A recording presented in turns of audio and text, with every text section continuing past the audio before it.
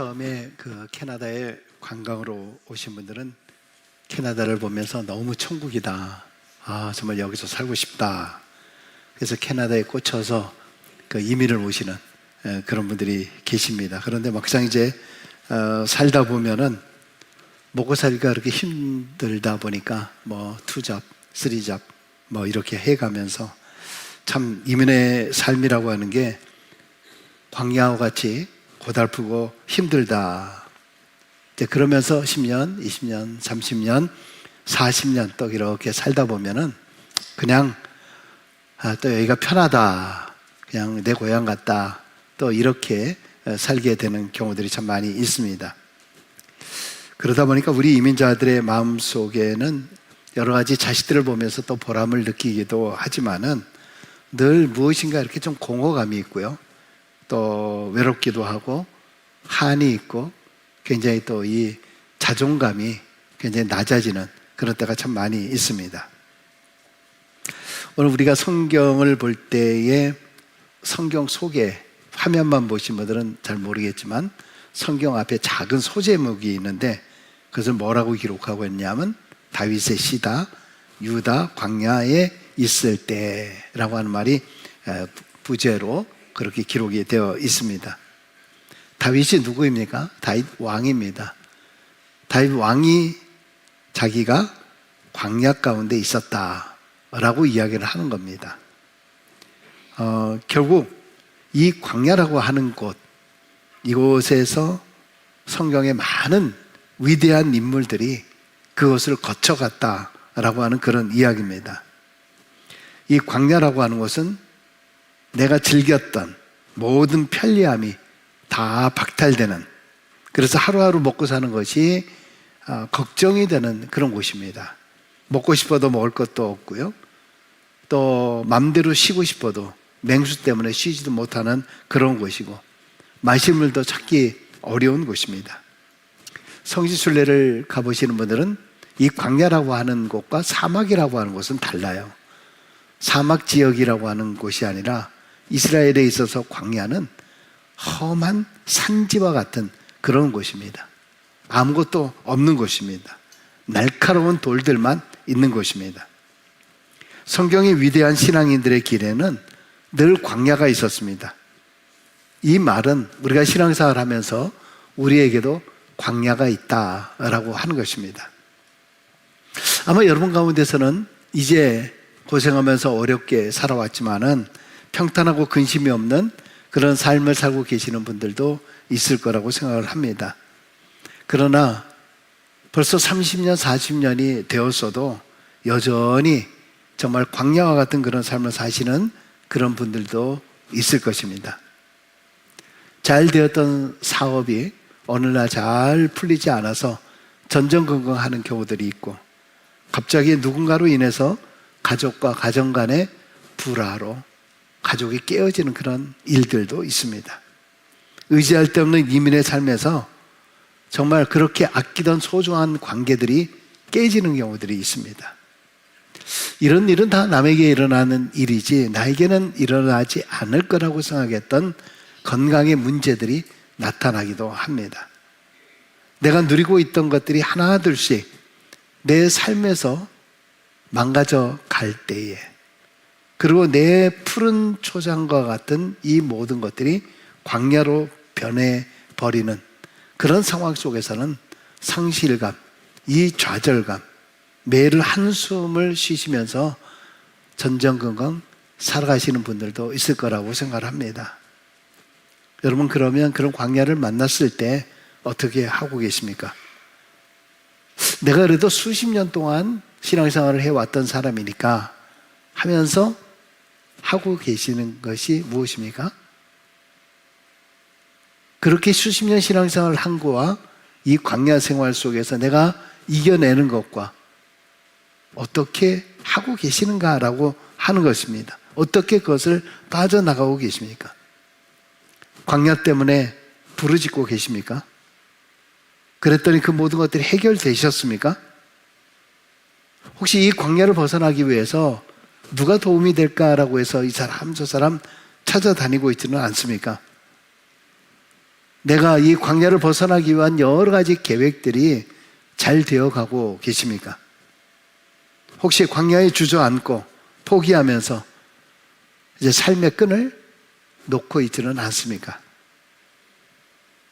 여러분, 다윗은 왕이 되기 전에도요, 그리고 왕이 된 후에도요, 많은 광야 생활을 경험을 했습니다. 그의 삶이 평탄하지 못했습니다. 어떻게 생각하면 매일매일 근심 걱정이 많았습니다. 그럼에도 불구하고 오늘 시편을 통해서 그는 그 광야가 오늘의 자신이 있게 만들었다라고 고백하고 있는 것입니다. 다윗은 오랫동안 그 사울에게 쫓겨다니지 않았습니까? 나라를 위해서 충성하고 사울 왕을 위해서 충성을 했는데도 불구하고 오히려 자기를 화살로 창으로 죽이려고 했던 이 사울 왕, 그를 피해서 정말 비통하고 정말 억울한 그런 상황이 얼마나 많이 있었습니까? 그런데 그런 광야의 기간을 지나면서 그는 마침내 왕이 되었습니다. 광야가 그에게 고통의 시간이고 연단의 시간이었지만은 궁극적으로 다윗답게 다윗을 왕 같은 왕으로 만드시려고 하는 하나님의 놀라운 섭리, 그 안에 가지고 있던 여러 가지 불순물, 찌꺼기, 이런 것들을 제거하고 이 다윗을 통해서 하나님께서 위대한 역사를 세워나갔던 것, 이것 안에서 하나님의 배려와 관심이 있었구나라고 하는 것을 우리는 알 수 있습니다. 그렇기 때문에 광야라고 하는 곳에는 믿음과 소망이 없이는 잠시도 버틸 수 없는 것이 바로 이 광야입니다. 정말 그 광야에서는 매일매일 나와 싸워야 돼요. 그리고 나를 버리고 나를 비우고 부수고 깨트려야 하는 그런 곳입니다. 오늘 이 시편은 다윗이 이 광야의 삶에서 도대체 어떻게 버텨냈는가, 그리고 어떻게 그가 마침내 왕으로서 위대한 신앙인이 될 수 있었던가를 우리에게 보여주고 있습니다. 먼저 시편 63편의 짧은 구조이지만은 11절까지 되어 있는 구조를 보면 서로 대조적인 말로 대비되고 있는 그런 단어가 두 개가 나옵니다. 그 첫 번째가 바로 나입니다. 내가 라고 하는 이 내가라고 하는 말이 한글 개정판 이 성경에는 16번 나옵니다. 그럼 나와 대비되는 말이 무엇인가? 그것은 바로 주입니다. 주 18번, 하나님 3번, 결국 21번의 주라고 하는 말이 대비되고 있습니다. 나와 주, 내 육체, 내 영혼이 동반되는 많은 고통과 어려움, 내 인생 속에 느껴지는 많은 일들, 그거를 통해서 내 인간의 한계를 느끼고 있는 바로 나 자신. 그런데 나 아닌 주를 갈망을 하고, 주를 앙모하고, 주를 바라보고, 주를 찬양하고, 손을 들고 주를 송축하고, 주를 기억하고, 주의 말씀을 읊조리며 주를 가까이 따르고 있다. 나에서 모든 관점을 주로 옮겨지고 있는 것을 보게 됩니다. 여러분, 신앙생활을 하면서 우리가 주를 찾습니다. 하나님을 찾습니다. 하나님을 찾으면서 구체적으로 내가 어떻게 주를 찾아야 될 것인가, 바로 이거죠. 다른 것이 아닙니다. 그런데 사실 내가 광야 생활에 있을 때 여러분, 주님을 찾는 게 그렇게 쉽습니까? 지금 광야 가운데 있을 때는 문제만 보이지 않습니까? 광야 가운데 있을 때는 당장 눈앞에 현실만 보입니다. 그리고 근심, 걱정, 이것을 어떻게 해결할 수 있을 방법이 없을까만을 생각하고 있지, 그 상황 속에서 보이지도 않는 주님을 바라보면서 거기에 내 에너지를 쏟을 수 있을까요? 물론 여러분 가운데서는 인간적으로 그런 경험이 있을 때 내가 해보다 다 해보니까 안 되니까 할 수 없이 두 손 들고 주님 앞에 가신 분들도 있을 것입니다. 여러분, 진짜 신앙, 진짜 신앙인은요, 평탄할 때 이루어지는 것이 아니라 바로 이 광야 가운데 세워진다라고 하는 사실입니다. 그렇기 때문에 성경에 보면 모세도, 그리고 다윗도, 심지어 예수님도 광야의 과정을 거쳤다라고 하는 것입니다. 그렇기 때문에 우리가 신앙생활 하면서 우리도 예외일 수는 없습니다. 여러분, 광야에는 두 가지 모습이 있습니다. 광야의 얼굴이 뭐냐? 광야가 어떤 사람에게는 고통과 상처와 슬픔의 현장일 뿐이지만은, 그러나 어떤 사람에게는 바로 그 광야의 기간을 통해서 정금같이 단련된 시간일 수도 있습니다. 이 광야의 기간 동안에 역사하는 두 가지 주체가 있는데, 하나는 사탄이고 하나는 하나님이십니다. 사탄은 이 광야에 찾아와서 우리를 망하게 만듭니다. 그러나 하나님은 이 광야를 통과하는 사람들을 정금같이 나오도록, 그래서 그 광야를 통해서 자신의 인생의 의미, 인생의 목적을 알게 하시면서 그의 갈 길을 인도해 주신다라고 하는 사실입니다. 이런 광야의 길에서 어떤 사람들은 병들고 근심 걱정에 시달리며 고생하면서 이 불행한 인생을 한탄하지만은, 그러나 어떤 사람들은 이 광야를 주신 목적이 뭘까? 이 광야의 시간 속에서 자기 자신을 다시 돌아보고 새롭게 하며 천국을 소망하며 더 온전케 되는 그러한 사람을 만들기도 하십니다. 여러분, 그런데 이것을 가름하는 핵심적인 이유가 있습니다. 그것이 무엇일까? 어떻게 이렇게 할 수 있을 것인가? 그것은 바로 다윗은 1절에서 이렇게 얘기합니다.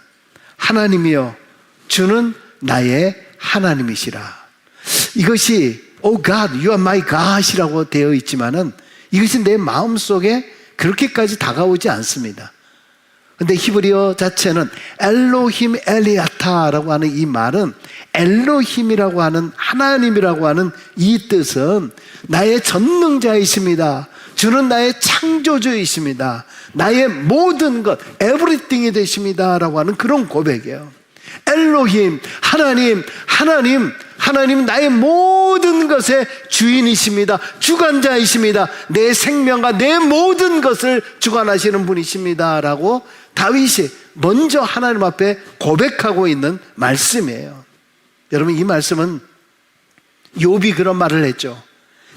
나의 가는 길을 오직 그가 아시나니 나를 단련하신 후에는 내가 정금같이 나오리라. 아멘, 아멘. 여러분, 이 광야 속에서 알 수 있는 유익한 것들은 무엇일까요? 오늘 본문을 통해서 우리에게 말씀해 주시는 첫 번째는, 광야는 주를 갈망하는 곳입니다. 오늘 1절의 말씀 다시 한번 읽겠습니다. 내가 간절히 주를 찾되 물이 없어 마르고 황폐한 땅에서 내 영혼이 주를 갈망하며 내 육체가 주를 앙모하나이다. 여러분, 이 광야라고 하는 곳 속에서는 인간이 얼마나 무력한 존재인가라고 하는 것을 경험하는 곳입니다. 광야 속에서는 돈이 필요 없어요. 광야에서는 좋은 옷이 필요 없습니다. 좋은 차가 필요 없습니다. 그 모든 것, 세상 사람들은 다 비교합니다. 돈으로 비교하고, 차로 비교하고, 집으로 비교하고, 그것을 통해서 내가 어떤 존재라고 하는 것을 드러내려고 합니다. 그러나 광야에서는 아무리 많은 것을 가지고 있던 사람도 지금은 광야에 홀로 있을 뿐이에요. 광야 속에서는 아무것도 없는 사람도 홀로 있을 뿐입니다. 하나님의 통치를 알지 못하는 사람은 광야에서 절망하고 허무감을 느끼고 슬픔만 부르짖을 뿐이에요.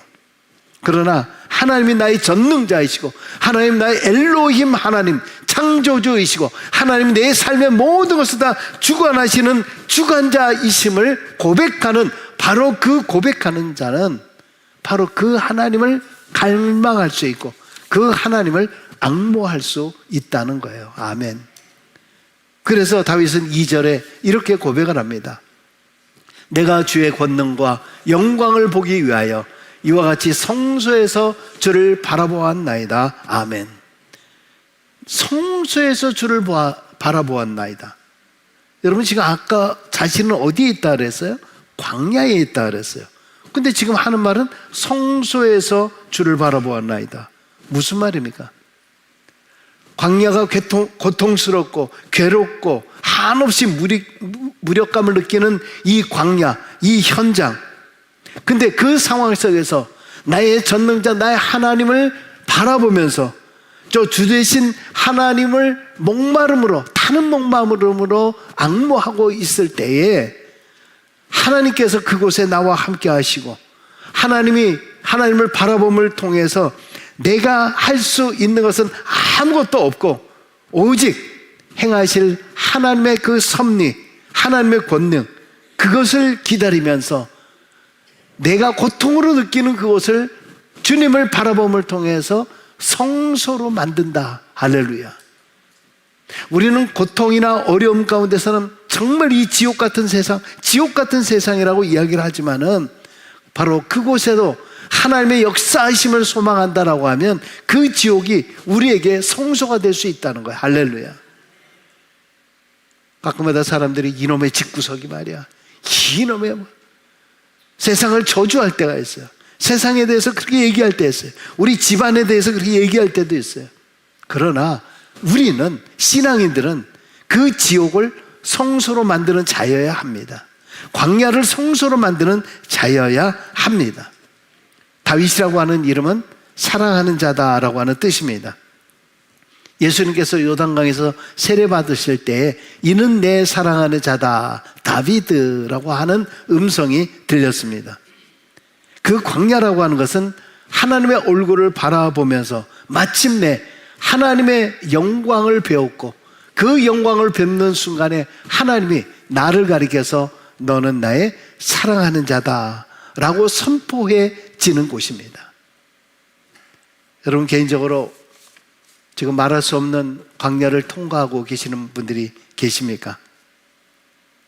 바로 그때가 어쩌면은 여러분들이 지금 하나님을 목마름으로 찾아야 할 바로 그때일 겁니다.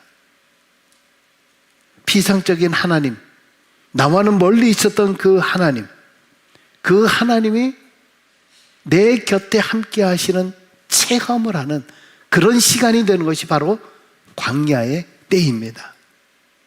우리는 그 광야의 때에 내가 할 수 있는 것이 하나도 없다고 생각할 때, 바로 그때 바라봄의 역사를 통해서 하나님이 일하고 계신다라고 하는 것을 우리는 체험하게 되는 줄로 믿습니다. 그래서 그 장소가 나에게는 거룩한 성소가 되는 줄로 믿습니다. 여러분, 지금 여러분의 광야를 거룩한 성소로 만드십시오. 두 번째, 광야는 찬양하는 곳입니다. 하나님을 만난 자, 하나님을 바라보는 자, 그가 할 수 있는 최고의 반응은 바로 하나님을 찬양하는 것, 하나님을 예배하는 것입니다. 여러분, 신앙생활 우리가 오랫동안 했었어도 사실 교회는 열심히 출석을 하고는 있지만 아직도 하나님이 내 삶의 주관자가 되겠다라고 하는, 나 자신을 하나님께 양도하고 있지 못하시는 분들이 많이 계실 겁니다. 어떤 일이 닥칠 때 모든 것을 내가 해결하려고 할 뿐이지 하나님 앞에 그것을 맡기지를 못합니다. 하나님이 나의 주관자이심을 아직 인정하고 있지 않는 것입니다. 어떤 사람들은 이런 광야의 시간이 올 때에 참 누구 때문에 내가 상처를 받았다, 누구 때문에 지금 힘들다, 어떤 일들로 인해서 내가 지금 완전히 저 깊이 수렁에 지금 빠져 있다, 어떤 경우는 그 사람 때문에 교회를 못 나오겠다, 뭐 이런 여러 가지 일들이 있습니다. 여러분, 그것도 광야예요. 그것도 나를 지금 광야 가운데 있게, 신앙의 광야 가운데 있게 하는 거예요. 그런데 바로 광야 가운데서 교회를 떠나거나 교회를 이렇게 내가 당분간 좀 쉬겠다, 아니면 이렇게 해서 점차적으로 하나님을 떠나는 그런 경우들도 종종 있습니다.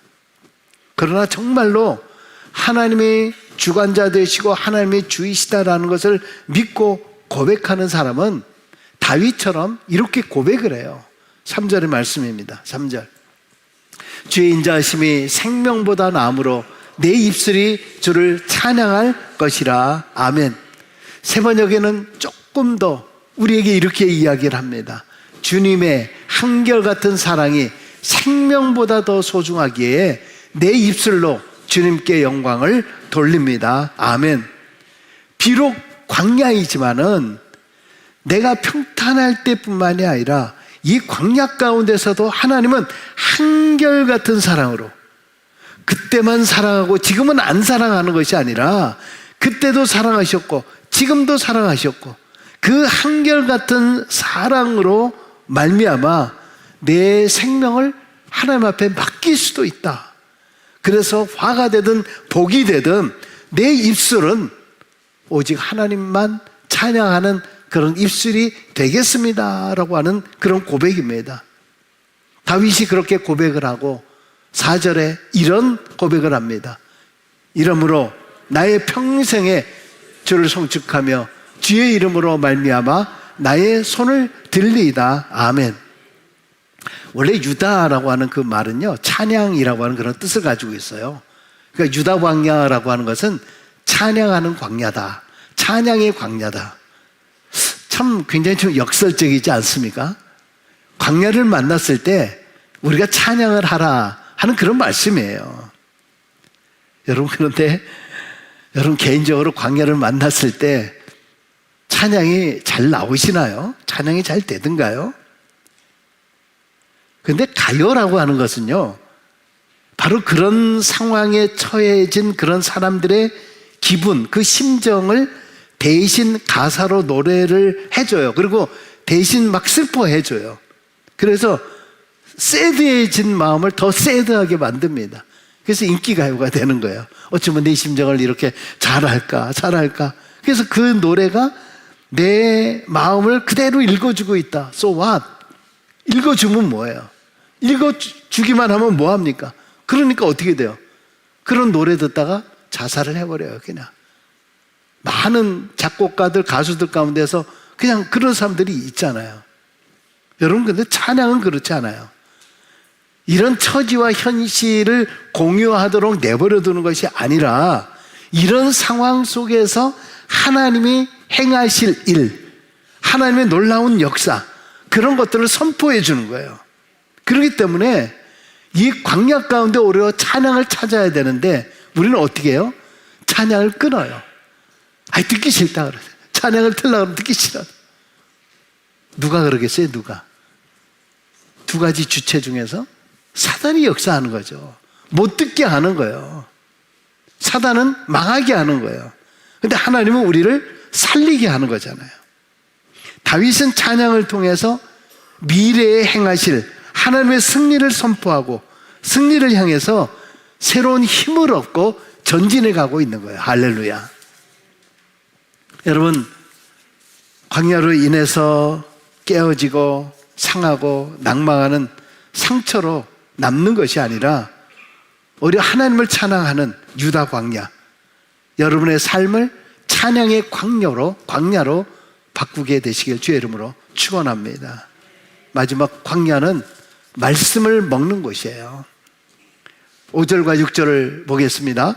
골수와 기름진 것을 먹음과 같이 나의 영혼이 만족할 것이라. 내가 나의 침상에서 주를 기억하며 새벽에 주의 말씀을 작은 소리로 읊조릴 때에 하오리니. 광야에서는 영혼의 양식, 바로 주의 말씀이 필요한 것입니다.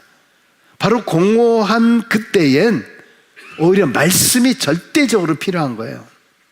하나님은 광야 40년 동안 이스라엘 백성들을 매일 만나로 먹이셨어요. 그 만나는 생명의 양식, 하나님의 또한 말씀과 연결이 되어 있습니다. 만나를 먹는 순간 이것은 하나님께서 내려주셨지라고 하는 말씀의 양식도 되는 것입니다. 낮에는 구름기둥으로, 밤에는 불기둥으로 인도하셨습니다. 이것을 시편 119편 108절에 이런 말씀을 주십니다. 주의 말씀은 내 발의 등이요 내 길의 빛이니이다. 하나님의 말씀이 방황하고 어찌해야 될지 알지 못할 때 그 말씀이 내 발에 등이 되어주시고 불기둥이 되어주시고 구름기둥이 되어주신다. 할렐루야. 광야라고 하는 말은 히브리어로 미드바라고 하는 말인데요, 이것은 말씀의 물가다라는 뜻을 가지고 있어요. 광야는 물이 없어서 건조한 사막이고 황폐한 땅이라 길이 없는 곳이지만은 그곳은 하나님의 말씀이 물이 되고요, 하나님의 말씀이 길이 되는 거예요. 하나님의 말씀이 우리의 등이요 빛이 되는 거예요. 할렐루야. 강가도 성도님들 가운데서는 광야를 만날 때 힘들고 어렵잖아요. 어려우면 목사님 저 당분간 조금 교회 좀 쉬겠습니다. 그냥 한두 달 좀 쉬다가 저 마음이 좀 정리가 되면 다시 또 나오겠습니다. 글쎄요, 그런 마음을 누가 주는 마음일까요? 만약에 그렇게 될 경우에는 누가 좋아할까요? 오히려 힘들어하는, 내가 지금 너무 광야 같은 정말 이런 상황이다라고 하면 오히려 그때가 더 말씀을 찾고 찬양을 찾아야 할 때가 아닐까요? 여러분, 결론적으로 광야는 우리 신앙인들의 인생의 학교예요. 학교. 바로 그런 광야를 통해서 인생과 신앙을 배우는 거죠. 하나님은 우리를 향해서 늘 이렇게 말씀하세요. 이사야 4장 43장 4절에 내가 내 눈에 보배롭고 존귀하며 내가 너를 사랑하였은즉. 다른 사람만이 아니라 하나님이 우리를 볼 때 어떤 존재로 본다고요? 보배, 보물로 본다는 거예요. 그뿐만이 아니라 나를 볼 때 존귀한 자로 본다는 거예요. 근데 광야 가운데 있으면 어떻게 생각하십니까? 나는 실패한 자라고 생각하지 않아요? 나는 별 볼 일 없는 자라고 생각하지 않으세요? 나는 저 사람에 비해서 너무 미련한 자라고 생각하지 않으세요? 그 광야 가운데 이런 마음을 갖고 있을 때 광야를 헤쳐나올 수 있어요? 그런 가운데, 광야 가운데 더 깊은 수렁 속에 빠지게 되는 거 아닙니까? 근데 말씀은 뭐라고 얘기해요? 너 보물이야. 너 존귀한 자야. 내가 너를 사랑해. 별로 감동이 없는 것 같아서 같이 한번 읽겠습니다. 다시 한번 읽어보겠습니다. 같이 읽겠습니다. 43장 4절 시작. 내가 내 눈에 보배롭고 존귀하며 내가 너를 사랑하였은즉. 아멘. 아멘. 제가 이런 얘기하면은 교회 떠날 때가 됐나 보다 이렇게 생각할지 모르지만 옆에 있는 분들에게 요거 한번 다시 한번, 이런 거 싫어하잖아요. 싫어하는 거 알아요. 제가 뭐 악수합시다 뭐 합시다, 신경질나 또 이러시는 분들, 이거는 해야 돼. 다른 사람한테 좀 해줘야 돼. 띄워주세요. 옆에 사람 째려보면서 한번 읽어보겠습니다. 시작. 내가 내 눈에 보배롭고 존귀하며 내가 너를 사랑하였은즉. 아멘. 아멘. 할렐루야. 할렐루야. 여러분, 너는 왜 이렇게 싸가지가 없냐, 너는 왜 이러냐, 그 말하고 내가 너는 보배롭고 너는 참 어느 말이 나한테 더 은혜가 돼요? 근데 하나님이 그렇게 얘기하셔요. 내 존재 별 볼 일 없는 존재 아니에요. 내가 지금 광야 가운데 있다고 해서 끝이 아니잖아요. 이스라엘이 400년 동안 우상의 나라 애굽의 때를 벗기기 위해서 홍해바다를 건너게 해주셔서 씻었잖아요. 그리고 40년간의 광야 학교를 통과함을 통해서 정금같이 나오리라, 보물이 될 수 있었던 거예요. 이민생활 40년 50년 하신 분들 가운데 혹시 자신을 가리켜서 내 인생에 그냥 이렇게 쪼그라들었냐, 그게 아니에요. 하나님을 알게 됐잖아요. 하나님을 섬기게 되었잖아요. 이거보다 더 큰 게 어디 있을까요? 오늘 여러분들에게 어떤 광야가 있으신가요? 요셉의 삶도, 욥의 삶도, 바울의 삶도 다 광야의 학교를 온전히 통과함을 통해서 귀한 신앙인으로 인정받았습니다. 광야는 주를 갈망하는 곳입니다. 주를 바라보고 찾아야 합니다. 광야는 찬양하는 곳입니다. 힘들어도 찬양하십시오. 광야는 말씀을 먹는 곳입니다. 말씀으로 이기십시오. 승리하는 우리 모두가 되시길 주의 이름으로 축원합니다. 기도하겠습니다.